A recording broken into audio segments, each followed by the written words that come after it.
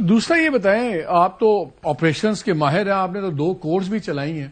تو اب ایک فل سٹاف سیکریٹریٹ ہوگا، پوری چیزیں، تو کیا جو یہ چیئرمین جوائنٹ سٹاف کا تھا پورا سیٹ اپ، کیا وہ آپ فیلڈ مارشل سیکریٹریٹ بن جائے گا آپ کے خیال میں؟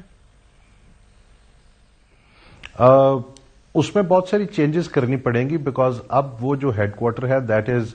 اس نے پلاننگ بھی کرنی ہے، اس میں ایئر فورس، آرمی، نیوی سب نے بیٹھ کے ایک کمبائنڈ ملٹری اسٹریٹجی بنانی ہے، تو اس میں چینجز آئیں گی۔ اس سیکٹریٹ کی جو ابھی شکل ہے اس میں بہت ساری چینجز ابھی آپ کرنی پڑیں گی to make it operationally more viable headquarter. تو یس، وہ اس ہیڈ کوارٹر کو یوز کیا جا سکتا ہے، بٹ اس میں ڈیفینیٹلی چینجز آئیں گی، اور وہ چینجز جو ہیں اس میں تینوں فورسز کے پلاننگ کے لوگ اکٹھے کسی جگہ پہ بیٹھیں گے تاکہ جو ملٹری اسٹریٹجی، آپریشنل پلانز بننے ہیں وہ ایک جگہ پہ اکٹھے بنے۔ تو میں دیکھ رہا ہوں کہ from the operational planning point of view اس میں چینجز ضرور آئیں گی۔ To start with, yes it can be used as a start point, but definitely it will also evolve the secretariat. جن صاحب ایک اور چیز بتائیے گا، اس میں کانسٹیٹیوشنل امینڈمنٹ میں لکھا ہوا ہے کہ جو پرائم منسٹر ہیں وہ جو on the recommendation of the chief of the army staff وہ اپوائنٹ کرے، I mean on the recommendation but currently in his role as chief of defence forces, commander of national strategic command کو وہ ان کی recommendation پہ کریں گے۔ اگر اس سے تو یہ تاثر ملتا ہے کہ یہ پھر 4 اسٹار جنرلی ہوں گے جو نیشنل اسٹریٹجک کمانڈ پہ ہوگا، اور وہ کیوں اس پہ ریکمینڈیشن چاہیے؟ بیکاز اگر وہ نیول چیف کے لیے ریکمینڈیشن نہیں چاہیے، ایئر فورس چیف کے لیے نہیں چاہیے، تو پھر یہ اس پرٹیکولر کمانڈ کے لیے ریکمینڈیشن کیوں چاہیے؟ Because I ask you a lemon question, مجھے کسی نے کہا کہ جی ہمارا اسٹرکچر فوج کا ایسا ہے کہ میں ہر وقت 2 کم از کم 4 اسٹار جنرلز ہونے چاہیے، جب آرمی چیف بھی 4 اسٹار جنرل ہوتے تھے، that was before he became 5 star field marshal.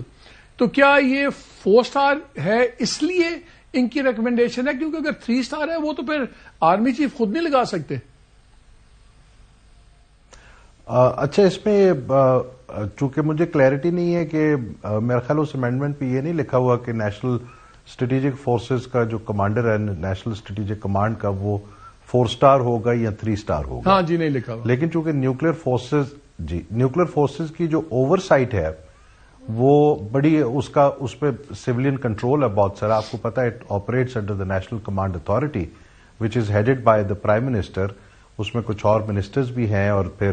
Chief of defence staff, chief of defence forces بھی ہوں گے، اور باقی چیفز بھی ہوں گے اس میں۔ تو but the oversight of our nuclear program is through the national command authority, اور اگر نیشنل اسٹریٹجک کمانڈ بننی ہے اور جس میں ہماری جو نیوکلیر فورسز ہیں وچ component of it operates under the Air Force, the Navy and the Army, it all has to come together. So whether it is going to be a 3 star or 4 star, but because of this civilian oversight, I think that perhaps is the point because of which the Chief of Defence Staff جو ہے اس کی recommendation کے اوپر اس کو prime minister ول appoint. لیکن یہ binding ہوگی کیونکہ الفاظ یہ ہیں prime minister shell on the recommendation of the Chief of the Army Staff, concurrently the Chief of Defence Forces, appoint the Commander of the National Strategic Command. تو یہ ایک بائنڈنگ ایڈوائس ہوگی، جس طرح پرائم منسٹر کی advice president پہ binding ہوتی ہے، تو یہ بھی پھر بائنڈنگ ایڈوائس ہوگی۔ ہاں جی، it is sort of a binding advice جو مجھے سمجھ آ رہی ہے اس سے، وہ اس کی وجہ بڑی کلیئر ہے کہ جو دا آفیسر ہو دا چیف آرمی اسٹاف، کیونکہ آرمی سے اگر آنا ایک 3 اسٹار نے میرا خیال ہے most probably it is going to be a 3 star, اس 3 اسٹار نے اگر وہاں سے آنا ہے اور اس کی کیا گرومنگ ہوئی ہے، کس لیول پہ اس کی ٹریننگ ہوئی ہے، کیا اس کا ایکسپیرینس ہے، کیا اس کی all those elements chief of army staff, chief of defence forces اس کو بہت بہتر سمجھتے ہوں گے، اینڈ دین اس طرح کا آفیسر وہاں پہ لگایا جائے گا۔ تو I think that is pretty much in order, کیونکہ اس طرح کی چیز کو تھوڑا سا لوز نہیں چھوڑا جا سکتا، it has to be very tightly kept. Our nuclear program is a very sacrosanct element of our national security, تو اس کو اسی طرح سے ہمیں رکھنے کی ضرورت ہے کہ بہت کلیئرٹی کے ساتھ